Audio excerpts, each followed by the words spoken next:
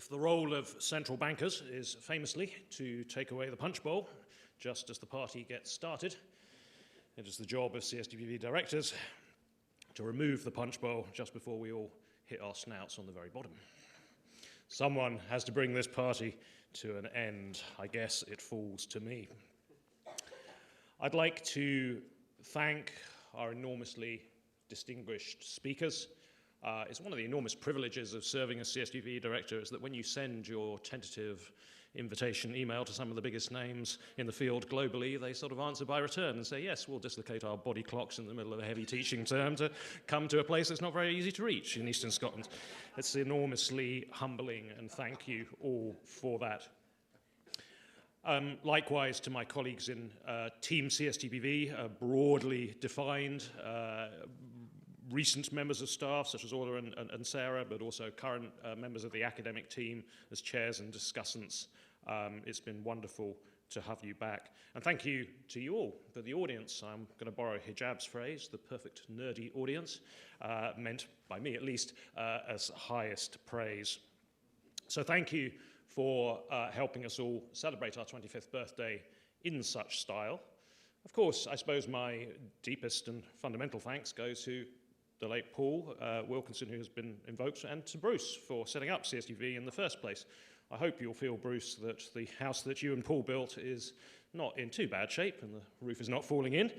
I think it has been a hallmark of its success that it has done really two fundamental things. It has engaged with the practitioner community positively, some keeping distance, but still a positive engagement. And it has remained intellectually pluralist. Of course, at different times, under different directors, different areas of strength have emerged, whether it's history or psychology or so on and so forth. But I think my impression is, from what I've gathered under Alex, under Magnus, Max, Richard, and certainly I strive to preserve that intellectual plurality. I absolutely sort of detest this kind of OTS, CTS distinction. It's so reductionist.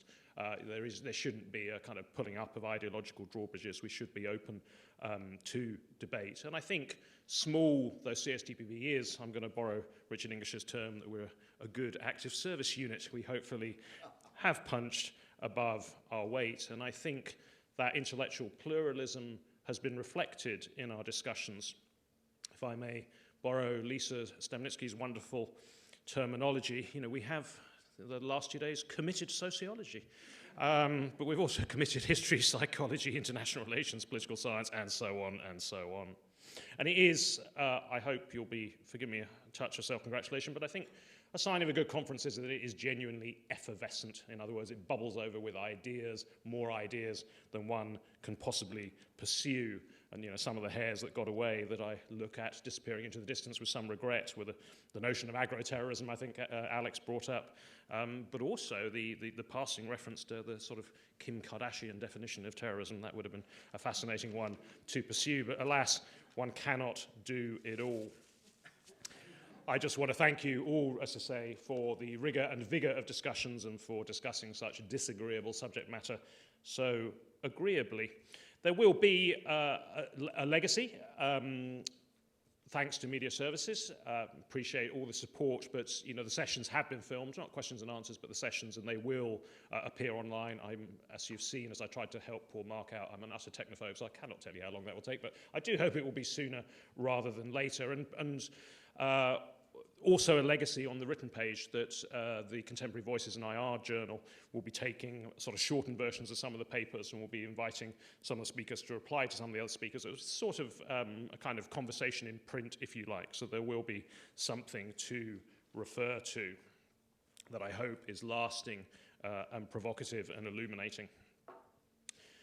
The armies of knowledge, like all armies, need their engineering and logistics cores as well. I want to thank Jennifer Mason's Residential Business Services team for all of the catering. It's been wonderful. Ramsey Patterson's Media Services team too, for all of their help. But I would like just really to sort of finish up by thanking the admin wing of Team CSTPV. Kim Cartwright has been wonderful in lots of proofreading of programs, unsung work, long hours, all of which has been deeply, deeply appreciated. It would, of course, be entirely amiss if I didn't end by thanking the longest-serving member of CSTPV. Much of the reason why CSTPV has lasted as long as it has in as good shape as it has, who has, over those 25 years, served so loyally for 16 of them, 17 of them, I'm already losing touch. So I really want to thank the chief engineer in the CSTPV engine room, chief troubleshooter, fixer, institutional memory, which is, of course, Gillian Brunton. If we could possibly, Kieran, step in there. Gillian, you don't escape.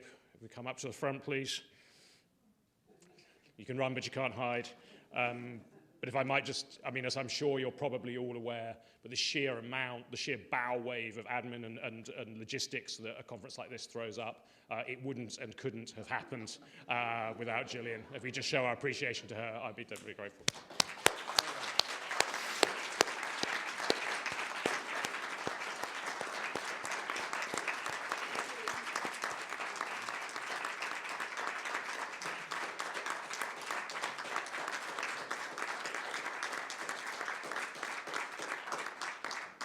I hope you won't think that I'm succumbing to delusions of grandeur in finishing up. I was very disturbed the other day when al-Baghdadi was finally killed to find out that he was almost an exact contemporary, just 4 days younger than myself.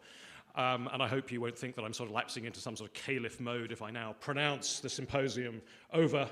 But thank you all. Bring on the next 25 years. Same time, same place, November 2044. Thank you.